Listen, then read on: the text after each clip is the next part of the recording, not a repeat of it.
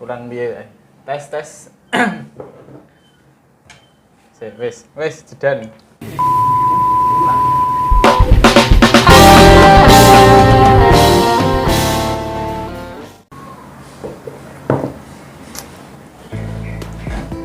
Ya, jumpa lagi bersama saya Reza di program baru kita, podcast Ngobrol Bebas. Kali ini tentang politik di Indonesia bersama Bung Gilang. Ya. Salam hangat, Bung Reza. Gimana kabarnya? Alhamdulillah baik. Gimana, Bung? Ya, alhamdulillah juga Tampaknya juga sehat ya? Iya. Iya. Walaupun negara ini ya bilang kurang sehat atau nggak sehat ya, terserah lah ya. bukan nggak sehat tapi udah gila. Pindah aja ke negara tetangga. Iya, Irlandia. Atau Ukraina. Iya. Siap perang juga. Waduh. Bung Gilang ini merupakan aktivis ya? Bukan aktivis lah. Nanti kalau aktivis nanti kayak mahasiswa yang lain. Iya. Sosok aktivis. Berebut Nanti jabatan tiba-tiba kursi. jadi elit nanti. Iya. Elit politik. Senayan. Iya. Ya Bung, ini mau diskusi tentang menuntut kesehatan berpolitik di Indonesia. Iya. Saya lihat tren isu ini kurang menyehatkan. Di samping pandemi telah usai, ya kan, mereka para mungkin public figure politik di Indonesia ini mulai mencari panggung. Saya rasa politik kita itu kurang sehat lah, atau nggak sehat. Mungkin sebelum kita ke Bung Gilang, mungkin sedikit improvement bahwa politik di Indonesia ini di kalangan muda tentunya itu kurang diminati, karena melihat kata politik itu sudah berpikiran negatif. Politik itu jelek, terus nggak sehat, atau apalah itu. Iya. Jadi menurut Bung Gilang ini seperti apa? Ya, jadi sebenarnya itu politik itu sebenarnya dari kata politik itu juga banyak yang mengatakan itu negatif ya, karena berbagai pengalaman dan sejarah dari era prakolonial sampai era oligarki ini. Sampai saat ini ya? Ya, sampai saat ini nih masyarakat sudah termakan obrolan-obrolan tentang politik itu mulai jelek. Terus ngapain sih kita berpolitik? Atau ujung-ujungnya nanti kalian berkonflik. Tapi kalau menurut pandangan saya itu, apalagi menurut pandangan antropologi juga ya. Iya. Mungkin dari segi akademisi lah, Iya. sudut pandang akademisi dan sebagai pemuda kan. Iya. Karena pemuda itu penerus generasi atau pemimpin hari esok. Iya. Jadi kalau di pandangan antropologi itu politik itu dipandang ke mikronya ya. Seperti jangan jauh-jauh ke negara. Kita lihat saja di arah kehidupan sehari-hari. Misalnya di kehidupan keluarga. Jadi politik itu udah ada ketika kita masih dalam kandungan. Ketika kita masih dalam kandungan, seorang ibu akan memikirkan kalau kita akan makan sesuatu, pasti anaknya akan menyerap sari-sarinya tuh. Iya. Untuk Itu waktu dalam kandungan. iya, untuk mengkonsumsi Baik makanan Iya. ataupun pemikiran-pemikiran tentang masa depan si bayi yang Nah, itu mau ya. lahir ini. Menurut Bung Gilang selaku akademisi, apa sih politik itu menurut pandangan Bung Gilang ini?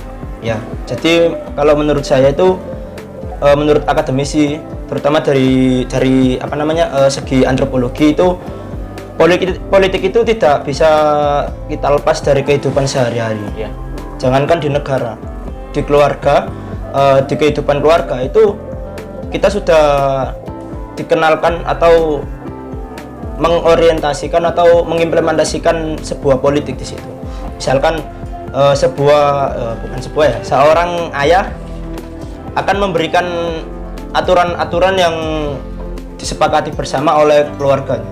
Misal seorang anak nggak boleh keluar malam-malam, Sebuah terus doktrin lah. ya bukan doktrin lagi sih, tapi sebuah aturan beda lagi itu. Jadi dari situlah sebenarnya pandangan politik itu tidak tidak buruk. Akan tetapi kebanyakan dari orang-orang yang di atas itu memberikan suatu pandangan buruk terhadap politik ke seluruh masyarakat, terutama di negara Milenial kita. lah. Ya, di kalangan milenial. Milenial atau pemuda lah. Ya, pemuda. Nah, dari itu pula juga saya juga miris sekali sih dengan kondisi kaum kita ya, kaum milenial Iya. yang tidak melek politik lah, istilahnya jangankan melek politik dulu ya, mempelajari sejarah, memahami sejarah itu mereka enggan. Nah, kalau dari kaum milenial ini enggan untuk memahami sejarah, Iya. melupakan sejarah, apa kabar dengan kondisi nanti di generasi selanjutnya? Apalagi pemuda ini memegang peran penting kan Ya, dalam memegang peran. kekuasaan setelah mungkin yang saat ini menjabat nanti lengser, kaum muda lah ini yang akan menggantikan, Ya. yang menentukan arah bangsa kedepannya ini. Ya, betul. Sungguh miris ya, Miris sekali itu. apalagi kalau melihat tren terkini anak muda yang nggak mengenal pahlawan, nggak mengenal sejarah terbentuknya Indonesia ini, apalagi mereka dengan kata politik itu sudah geli. Ya, Apalagi dengan memang saat ini tren orang politisi di negara kita itu sungguh bikin buruk lah. iya. Apalagi iya, Ditambah lagi sistem pendidikan kita yang mana para murid terlalu terlalu diabaikan oleh para gurunya, kebanyakan, bukan semua guru tapi kebanyakan guru ataupun dosen. Mereka itu ketika khususnya ketika mendapatkan mata pelajaran sejarah itu, ketika mereka dijelaskan oleh guru-guru sejarah, kalau nggak tidur ngomong sendiri, iya. terus makan. Kebanyakan cuek lah. Nah, itu sejarah. kebanyakan cuek. Jadi mereka itu tidak mempunyai jiwa-jiwa nasionalisme. Nasionalisnya kurang. Nah, itu. kurang terbentuk. Nah, itu. Maka dari itu jika kita ingin memahami politik dari segi baiknya, kita harus belajar dengan sejarah kita. Entah itu sejarah yang baik atau sejarah yang buruk. Kita bisa mengambil yang baik-baiknya dari apalagi di sejarah yang buruk-buruk atau sejarah yang kelam itu, supaya kita bisa mengenal politik yang lebih baik lagi. Gitu. Kalau istilahnya politik itu menurut Bung Gilang apa? Dalam mungkin di partai politik, dalam sistem bernegara di Indonesia ini, nah peran politik itu pada di mananya menurut Bung Gilang? Ya, kalau peran politik itu sebenarnya dari misal di organisasi ya. Ya. Politik itu memegang peran penting dalam organisasi, misalnya seperti jabatan di ketua. Kalau di kampus ya, mungkin ketua BEM. Ya, ketua BEM. Jangankan ketua BEM, kita lebih kerucutkan lebih sedikit lagi. Ketika kita mengerjakan suatu pekerjaan di kampus, jadi ketua kelompok.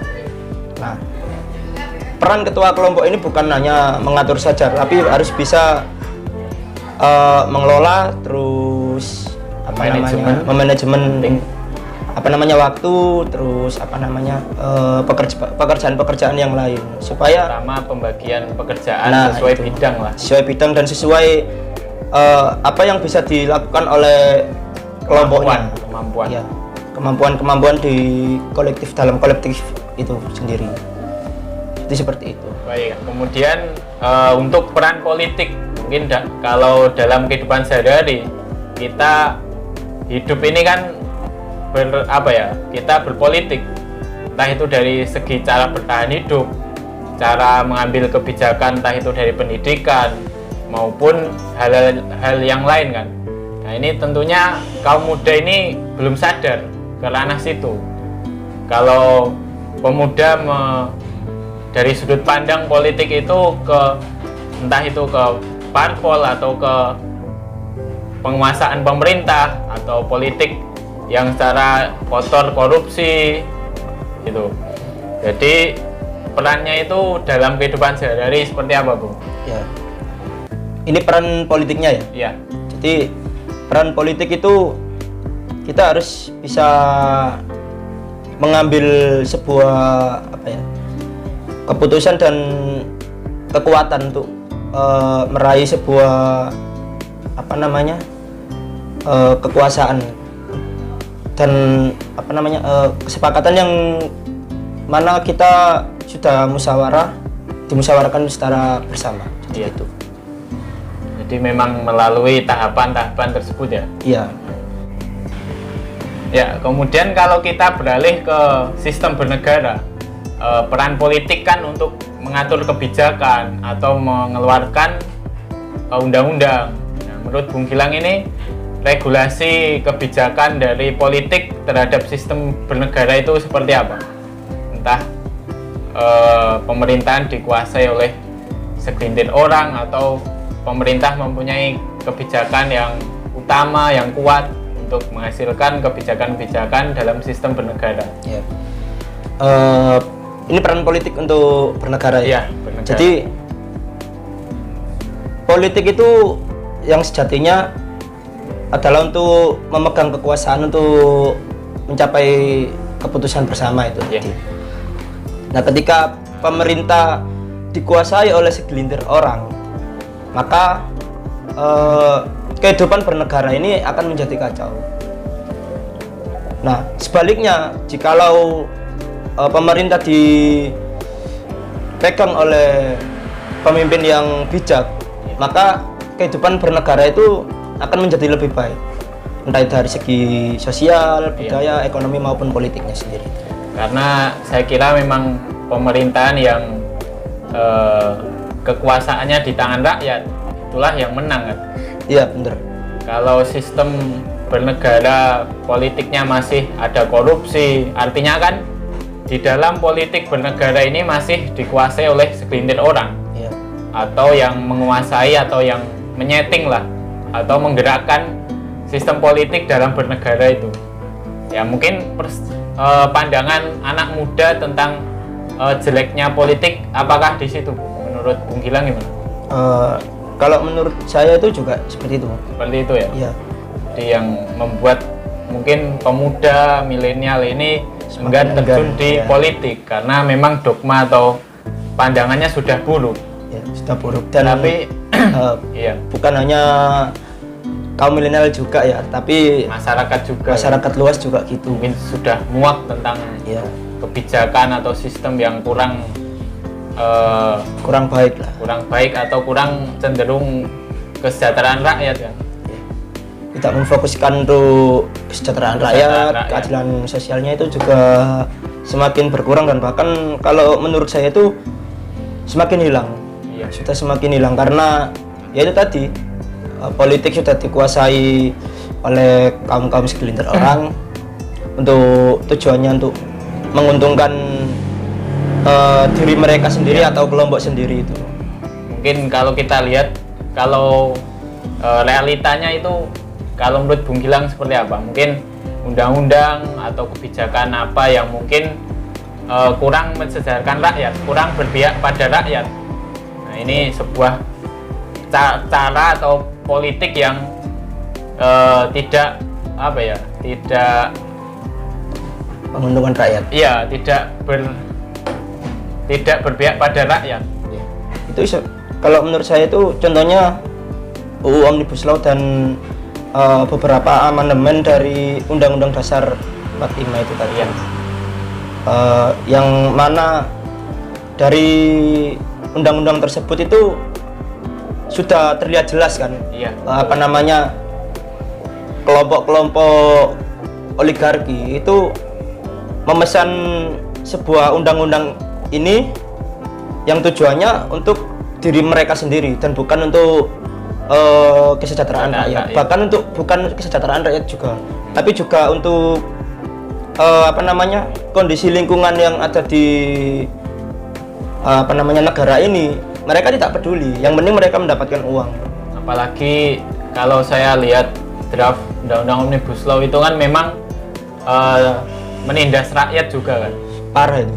Apalagi undang-undang ini menguntungkan investor. Justru para investor asing ini mendapat keuntungan dari undang-undang Omnibus Law ini. Bahkan anehnya kita kan negara kaya, justru jadi budak di negara kaya kita sendiri. Nah itu sebenarnya juga apa ya, semakin kaya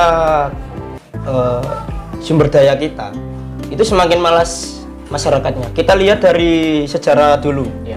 ketika kaum Eropa kehilangan Konstantinopel, yang mana daerah tersebut untuk tujuannya berdagang. Ketika apa namanya, daerah Konstantinopel dikuasai oleh Turki Utsmani ya, mereka sangat bimbang dan kebingungan. Nah, mereka ini juga butuh rempah-rempah dan lain sebagainya, karena di Eropa juga apa namanya, tanaman-tanaman rempah-rempah itu kan sulit untuk didapatkan.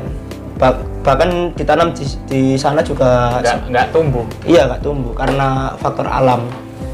Nah, itulah yang menyebabkan bahwa semakin rendahnya sumber daya, terutama di sumber daya alam itu, maka semakin giatlah pula apa namanya, suatu negara itu untuk Bergantung. bukan bergantung, tapi semakin kuat untuk mereka mencari apa yang ingin didapatkan, yaitu rempah-rempah itulah misalnya. Jadi jikalau kita menyalahkan apa namanya, pemerintah juga, kita juga salah juga. Iya. SDM kita juga apa namanya, masih kurang di lah. bawah lah, bawah standar lah, karena kita sudah di apa namanya, sudah diberikan oleh Tuhan dengan Kelebihan sumber daya alam. ya itu, tanah yang subur seperti surga itu,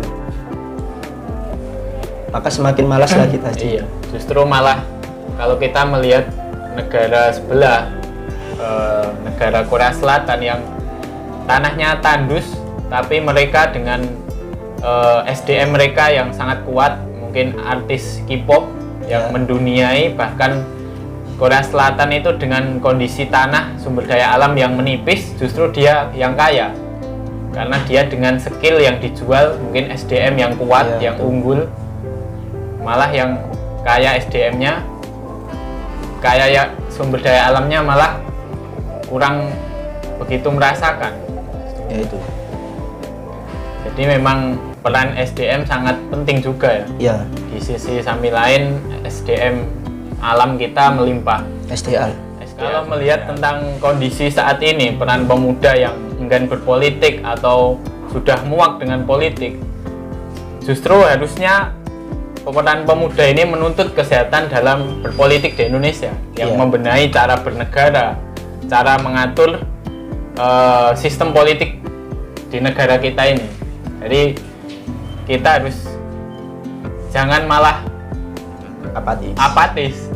Justru kita menuntut kesehatan berpolitik. Ya itu. Mungkin ada terobosan apa nih? Nah, kalau menurut saya itu terobosannya sangat sederhana sekali.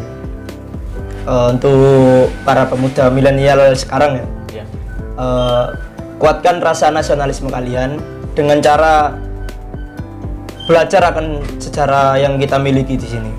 terutama di Indonesia. Apalagi mengembalikan yang seharusnya dicita-citakan Bapak proklamator kita kan, Iya, menangkan Pancasila, ya kan? ya, jas merah. Jas merah, Jangan jangan lupa melupakan sejarah. sejarah. Jadi menurut saya memang kalau bangsa saat ini melupakan cita-cita Pancasila yang dibentuk oleh Bapak proklamator kita yang susah payah membuat dan membuat cita-cita bangsa ini justru sampai saat ini belum terwujud. Iya, Sepakat kan? sepakat. Belum terwujud kan? Belum terwujud sama sekali. Jadi kalian boleh guyon kan? Iya, Ya, kalian buat para pemuda milenial yang kebanyakan joget TikTok gini-gini ya. Anda goblok. Anda gak nasionalis. Kalian harus melirik negara lain seperti di Cina. Ya itu. Saya melihat Jangankan video. di Cina, di apa namanya Taiwan, kita lihat ketika mereka didesak oleh Cina, Ya. ya kan, oleh RRC, Itu kabar isunya mau diinvasi juga diinvasi lagi. Taiwan ini. Nah itu, jadi masyarakat di sana itu kayak dilarang untuk bermain HP kelebihan main HP. Jadi mereka harus melek nasionalisme gitu. Nasionalis. Kalau saya melihat ini Bung, melihat berkaca dari Cina, ketika di sekolahan itu Bung, ketika anak-anak ini kalau sistem pendidikan di Cina itu ada jam istirahat. Jam istirahat, anak-anak ini disuruh tidur untuk merilekkan pikiran mungkin. Nah, ketika anak-anak ini ada yang tidur, kemudian ada bel dan ada menyanyikan lagu kebangsaan Cina. Anak-anak ini bangun, berdiri, ada yang juga main bola. Iya. Ketika mengejar bola ditinggalkan. Dia hormat kepada bendera dan menyanyikan lagu. Ketika lagu ini selesai, mereka lanjut beraktivitas yang mereka kerjakan. Yang tidur lanjut tidur, yang sepak bola lanjut sepak bola. Ini artinya jiwa nasionalis ini sudah tumbuh berkembang di sejak dini. Sudah Mereka, daging. iya. Dan kita melihat perkembangan Cina sekarang sejajar dengan Amerika. Oke. Bahkan Cina negara superpower Superpower kedua. Nah, ini padahal kita mempunyai peran juga karena kita SDM melimpah, terus banyak sejuta budaya, bangsa kan beraneka ragam. Dengan Pancasila kita bersatu, ada 5 atau 6 agama di Indonesia ini, kemudian kita satukan dengan Pancasila. Kita ini kaya akan sumber daya alam, budaya, Ideologi juga. ideologi, agama, tapi kita jadi satu dengan Pancasila. Ya itu. Pancasila yang disusun oleh Bapak proklamator kita, yang kemudian itu sampai saat ini masih kita menangkan. Pancasila ini harus kita menangkan. Mungkin sampai saat ini diabaikan lah, Sangat diabaikan sekali. karena norma-norma itu sangat penting. Ya, jangankan kita lihat di Cina itu yang tadi Iya. Bung Reza bicarakan. Ketika ini juga pengalaman saya ya. Iya. Ketika SMP sampai SMA itu ketika ada jam istirahat, sekolah saya itu selalu memutar lagu-lagu nasionalis seperti Padamu Negeri dan lain sebagainya. Iya. Nah, itu yang saya miriskan itu ketika melihat teman-teman saya itu waktu menyanyikan lagu Indonesia Raya ketika mau memulai pelajaran jam pertama itu, kalau ada guru Iya. mereka berdiri, tapi kalau nggak ada guru hanya beberapa orang yang berdiri, termasuk saya juga berdiri. Nah, Dan yang berarti lain itu cuek. berarti kan memang ada yang mereka takutin karena memang Iya. menyanyikan karena dipandang guru baik kan. Ya. Seharusnya kan kalau kita merasa jiwa nasionalis, dilihat dan tidak dilihat dulu, dia tetap menghormati dan menyanyikan lagu. Benar itu. Iya kan? Ya. Apalagi lagu-lagu kebangsaan juga kan. Bentuk rasa nasionalisme. Lagu nasionalis yang mudah dihafalkan, mereka enggan untuk menyanyikan, tapi lagu-lagu tentang Iya. apa namanya, percintaan halah, mereka Hafal itu semua, hafal mereka. semua. Bahkan Walaupun kalau- nggak ada yang komando Iya. itu. Bahkan ciwi-ciwi Ya. yang dengan K-popnya, ya, astagfirullah. Awas Dengan nanti diserang. K-pop- dengan K-popnya ini sangat suka. Bahkan foto aja dia beli. Disembah itu. Ya, astagfirullah. Ini yang melihat bangsa ini miris, Bu. Ya, sangat miris Sebenarnya bolehlah ngefans. sekali. Tapi Cuma jangan berlebih. lupa pada budaya kita yang menjadi membangkitkan jiwa nasionalisme, yang kemudian kita menjadi SDM yang kuat, Ya. yang nasionalismenya tinggi. Ya. Itu yang harus kita benahi menurut saya. Ya, itu. Kita harus tuntut kesehatan politik di negara, Nah, itu. negara kita. Jadi kalau misal para pemuda-pemuda yang ada di luar, ketika kalian ngefans dengan artis-artis lokal ataupun internasional, ya kalau itu hak Anda sendiri. Cuma saya memberikan saran, ketika Anda ingin menyiapkan politik di dalam jiwa Anda, itu minimal kalian itu pasang apa namanya, foto-foto pahlawan, Pahlawan. para pahlawan. Apalagi ini di bulan kemerdekaan, Nah, bulan itu. Agustus ini lahirnya bangsa ini. Nah itu. Nah, saya juga bingung sih ketika tanggal 17 besok, apakah para pemuda-pemuda milenial ini ketika melihat bendera dikibarkan secara langsung ataupun lewat Iya. media-media sosial dan media-media televisi yang lain, apakah mereka akan hormat? Ya, apakah mempunyai jiwa nasionalisme Nah, kan? itu. Ini harus kita tuntut kesehatan, dan jiwa nasionalisme ini sangat penting bagi kita. Ya, sangat penting sekali. Ketika jiwa nasionalisme luntur, maka jangka panjangnya untuk negara ini Iya. akan hancur. Bisa jadi nasionalisme ini menjadi pondasi cara berpolitik dan cara bernegara Ya, bangsa Pondasi. Indonesia ini ke depan. Apalagi dengan ketika kita bernegara menerapkan sistem Pancasila, di mana keadilan, kesejahteraan itu pasti akan terwujud. Karena kita secara alat, secara luas teritorial alam kita mumpuni. mumpuni sekali. Kita bisa menjadi negara superpower bahkan dunia. Bisa lah itu. Jika kita maju. Jika kita maju dan memiliki rasa nasionalisme tinggi, Nah, itu. cinta kepada negara, bukan cinta kepada anak istri juga. Hah? Maksudnya kayak melihat mereka yang korupsi untuk diri sendiri. Oh, ya. Jadi ketika kita memiliki jiwa nasionalisme, kita berperan untuk negara, kemajuan negara, bukan kemajuan diri sendiri, tapi nasionalisme untuk kemajuan bangsa, kemajuan negara. bersama. Iya, Ya, itu sangat penting ya. sangat penting itu.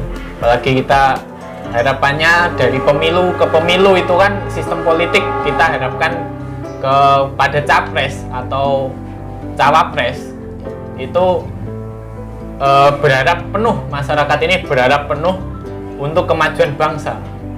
Itu yang regulasinya dari pemilu-pemilu yang kita harapkan. Tapi mungkin sampai saat ini masih belum terwujud. Itu. Ya karena itu tadi jiwa nasionalismenya untuk negara Indonesia ini kurang, sangat kurang sekali. Apalagi kita mempunyai sejarah sangat kelam ketika pemilu pasca pemilu 2019 ya. Itu sipil dibenturkan oleh Iya. sipil juga. Banyak yang terpolarisasi, Nah itu. banyak yang istilahnya tukaran, banyak permusuhan juga antara beda pemilihan. Tapi sebenarnya kalau ada konflik kita bisa belajar lagi gitu loh. Iya. Kita bisa mengevaluasi diri, entah itu dari diri sendiri atau untuk untuk bersama. Tentunya kalau kita sebagai pemuda yang Iya. mempunyai pikiran kritis dan nasionalis, tentunya kita bisa menyaring isu-isu atau hal yang memecah belah bangsa ini. Ya, betul itu. Apalagi kalau kita ini di era kelimpahan, di mana ketika ada media sosial, kita ini mudah tergiring opini-opini ini yang kemudian menyesatkan bangsa ini, Bung. Apalagi di pemuda kan, Instagram, TikTok, Twitter juga, WA. Ini harus kita tangkis kan, melalui penanaman jiwa nasionalis dan kritis terhadap berita-berita hoak maupun yang fakta. Ya, itu sebenarnya juga peran pemerintah juga harus serius juga ya untuk Iya. Untuk menguatkan rasa nasionalisme itu tadi, Iya. mengembalikan nilai-nilai Pancasila, bukan menguatkan ideologi-ideologi yang sebenarnya ingin menghancurkan negara kita ini. Jadi ketika mungkin masyarakat atau pemuda yang sudah muak tentang sistem politik dalam bernegara di Indonesia yang itu aja, kemudian pemain yang membiayai pemilu yang menguasai oligarki ini itu aja, dan bahkan oligarki ini menguasai 50% kekayaan di Indonesia, yang 50%-nya lagi direbutkan oleh 2 juta penduduk lebih. Jadi kita perlu terobosan-terobosan baru di mana pemuda ini menjadi aktor dalam sistem pemerintahan, membuat regulasi sistem baru tentang bernegara, cara bernegara ala Indonesia, tentunya ala Pancasila, yang kemudian Tan Malaka mengatakan negara Indonesia ini presentasi kemerdekaannya berapa persen. Kalau kita bicara Pancasila itu 100% kita merdeka, kita terbebas dari kemiskinan, kesenjangan sosial, bahkan keterburukan ekonomi. Mungkin Bung Gilang punya pandangan, perspektif tentang anak muda menyambut atau mengambil peran dalam politik di Indonesia, sebuah politik cara yang baik, yang mengubah pandangan buruk tentang politik. Ya, perlu. Ya. Itu sangat perlu sekali. Sepakat ya? Sepakat. Karena pemain-pemain lama itu kita gambarkan seperti pemain sepak bola. Iya. Ketika pemain lama telah usang dan pemikiran-pemikirannya telah usang, Iya. maka harus diganti Kemudian- dengan formasi-formasi yang lebih bagus secara cepat. Iya, kekuatan yang baru. Yaitu. Apalagi kalau pemain lama kan kontraknya udah habis. Ya, kontraknya udah Waktunya habis. pensiun. Waktunya pensiun kok tapi malah bekerja. Ya, iya, kan kasihan juga. Iya, Kita kasihan sebagai pemuda harus mengambil peran. Nah itu, masa pemuda kita malah dianggurkan? Iya, malah rebahan terus, Nah, tiktokan. Iya. Jadi miris Ya sangat miris sekali. ketika pemuda nggak sadar akan politik. Kalau saya melihat Bung, ketika pemuda ini berpendidikan tapi nggak sadar akan politik atau nasionalisme, ketika pemuda ini berpendidikan kemudian bekerja, yes, itu aja. Yang saya rasa itu sistem pendidikan Belanda, kolonialisme. Itu. Dididik, kemudian capaiannya hanya buruh pabrik, hanya bekerja di kantor. Bahkan apalagi tokoh-tokoh nasional kita yang dulu-dulu mengharapkan bangsa ini memikirkan nasib bangsa, artinya memiliki cita-cita yang lebih dari itu, yang nggak terpaku dari lulus sekolah bekerja di pabrik. Iya. Itu kan sistem kolonialisme masih gimana Bung? Masih melekat ya? Masih sangat melekat karena kalau kita lihat secara kasat mata walaupun tidak kasat mata itu sangat jelas sekali bahwa sistem pendidikan di negara kita itu mengedepankan kalian ketika lulus sekolah ataupun lulus kuliah itu kalian harus bekerja. Iya. Nah, tetapi dari sini tidak mengevaluasi pendidikannya. Iya, betul. Pemerintah tidak mengevaluasi sistem pendidikan kita, bahwa ketika kalian bersekolah, ketika kalian mendapatkan atau menempuh pendidikan yang lebih tinggi, kalian tuh harus menjadi pemimpin, seorang pemimpin. Dan itu sepertinya nggak ada evaluasi seperti itu. Malahan ketika kita lulus sekolah ataupun kuliah, pikiran kita hanya bekerja. Nah, di situ tidak ada seninya gitu loh. Iya. Seorang pemimpin kan harus memiliki pandangan-pandangan yang luas, Iya, dan artinya memiliki seni-seni. Artinya pemuda ini dididik dengan dogma yang lulus bekerja untuk diri mereka sendiri. Beda lagi kalau mereka dididik untuk melahirkan inovasi-inovasi baru tentang mungkin sistem bernegara yang untuk mensejahterakan rakyat. Mungkin kalau Indonesia negara maritim, negara kelautan, bagaimana kita memanfaatkan sumber daya alam ini secara maksimal. Kalau kita kembali ke pasal 33 ayat 1, bahwa bumi dan kekayaan alam dikuasai oleh negara dan dimanfaatkan untuk kesejahteraan rakyat, kemakmuran rakyat. Ini saya kira belum terpacu ke situ, Bung. Apa sepakat, Bung? Sepakat itu. Ya karena itu tadi kembali ke yang pembahasan kita yang tadi, karena kaum oligarki itu memesan sebuah undang-undang untuk keuntungan mereka sendiri. Jadi bangsa ya seperti ini terus, akan seperti ini terus. Ya kita nggak akan maju, malah kita semakin mundur. Iya. Apalagi kalau melihat secara pendapatan per GDP nasional Indonesia ini dan perbandingan hutang Indonesia, yang kita membangun perusahaan, bangun pelabuhan JP atau membangun jalan tol dari negara asing, itu kan kita menjadi negara yang bergantung, ya kan? Padahal kita punya potensi sebenarnya, kita menggarap proyek-proyek nasional dari bangsa sendiri sebenarnya mampu. Kita ada alam untuk membangun industri dan mengolahnya sendiri, kita mampu. Kita membuat semen, membuat beton, besi. Tapi kenapa pemerintah masih bergantung pada negara lain yang membuat hutang ini semakin membengkak? Ya tadi negara yang sudah terlena dengan utang-utangnya, ketika mereka ditawarin utang lagi, ya mereka ya mau-mau aja. Iya. Tapi mereka tidak menanggung resiko ketika pemuda-pemuda di masa depan, ketika sudah menjadi pemimpin, itu akan terbebani dengan utang-utang tersebut. Dan masyarakat juga akan tetap memiliki pandangan buruk mengenai politik tadi. Negara ke utang terus. Menarik Bung, saya kira. Ketika dulu kita dijajah oleh bangsa Belanda, bangsa Jepang untuk diambil sumber daya alam.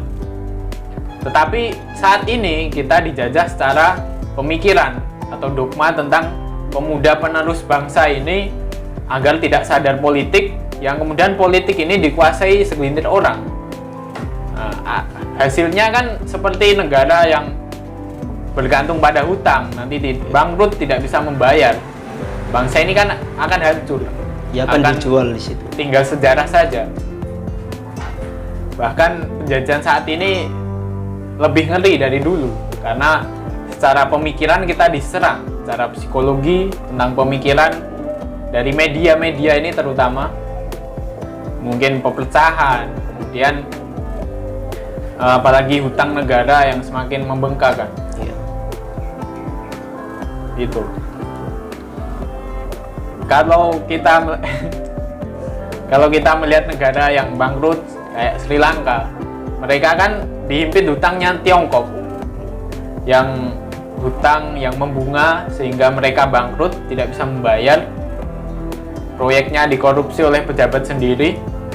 Ini yang harus kita antisipasi, Bu. Ya itu. Ya sangat berat sekali sih kalau kita melihat kondisi dewasa ini ya. Penjajahan yang kita dapatkan yang dulu kita dapatkan apa namanya dijajah secara fisik, tapi kita saat ini dijajah oleh secara mental oleh juga. negara-negara lain. Secara mental, secara pemikiran juga kan. Karena apa ya, mental itu lebih penting sebenarnya daripada raga. Jika mental itu sudah hancur, ya itu tadi, maka jiwa juga akan hancur dan fisik juga hancur. Karena jiwa ini mendukung tentang gerakan kita. Ketika jiwa kita semangat akan menang, maka gerakan kita ya terfokus pada kemenangan Ya, yang itu. kita raih itu. Betul Itu ya. sangat penting bagi pemuda juga. Ya mungkin sudah saatnya kita sebagai pemuda secara terorganisir untuk membangun gagasan yang kuat tentang cara bernegara, cara berpolitik yang bersih untuk kemajuan bangsa, yang kemudian kita konsepkan jiwa nasionalisme kepada bangsa, nggak hanya kepada diri sendiri, Bu, lebih pada bangsa. Tentunya juga harus kita disupport oleh pemerintah, oleh sistem pemerintah. Nah, ini perlu kita bangun pergerakan alternatif, Yaitu untuk kita sebagai alat berjuang dan memberikan gagasan tersebut. Jangan gagasan ini kalah dengan materi, dengan uang. Ini yang sangat parah. karena politik kita politik uang. Iya. Ketika uang Setiap ada, tahun ketika uang ada, ya Mereka lupa yang akan gagasan. menang. Ya itu yang kita butuhkan pemuda yang spirit progresif. progresif, yang kritis, Revolusioner. apalagi yang anti oligarki yang sangat itu. penting ini, Bu. Ya lebih penting lagi semangat nasionalisme dan revolusionernya membara. Di kata Bung Karno kurang lebihnya gini, warisi apinya bukan abunya, karena api akan terus membara dan beda lagi dengan abu. Jika abu sudah habis, ya mereka semakin padam dan dingin, Redup, semakin mati kan. semakin mati. Kalau api terus membara, terus membara. semangat untuk cita-cita bangsa, Ya, kita ya. proklamasi, apalagi di momen Kemerdekaan. kemerdekaan 17 Agustus ini.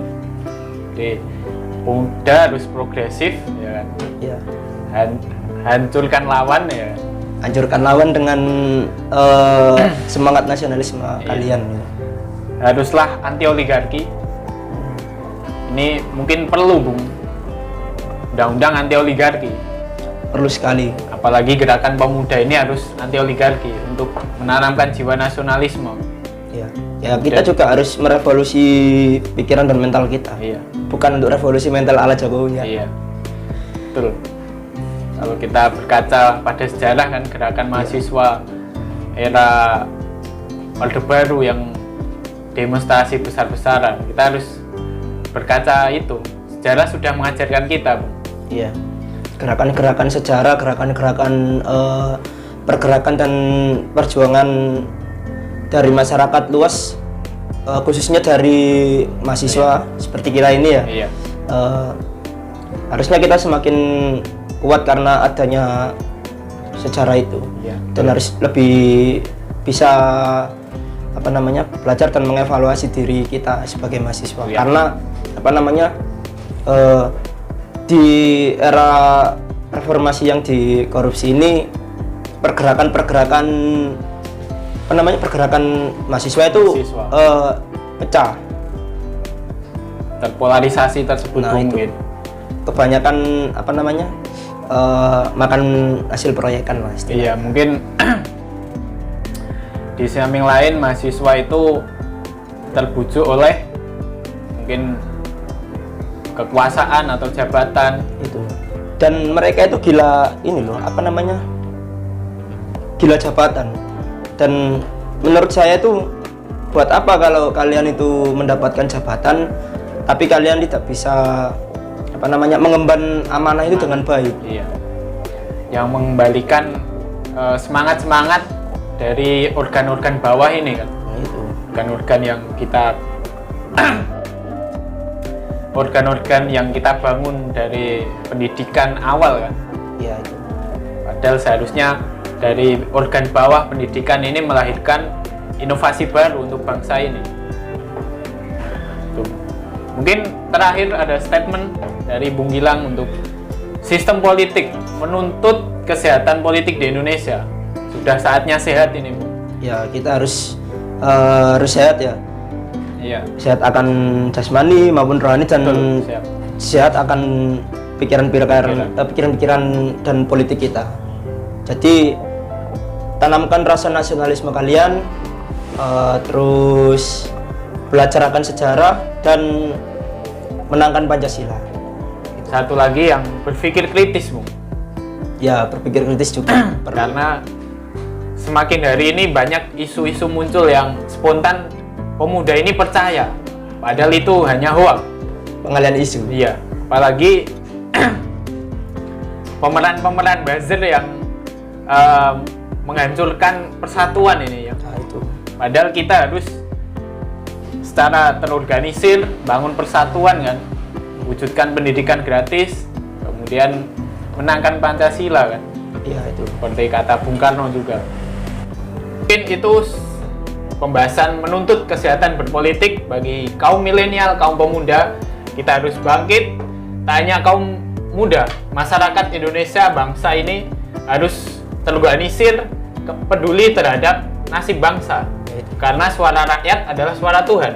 Kita negara demokrasi menyuarakan aspirasi ini di tangan rakyat, bukan di tangan oligarki. Nah, mungkin ada lain kesempatan kita bertemu, mungkin kita cukupkan. Sampai jumpa kawan-kawan.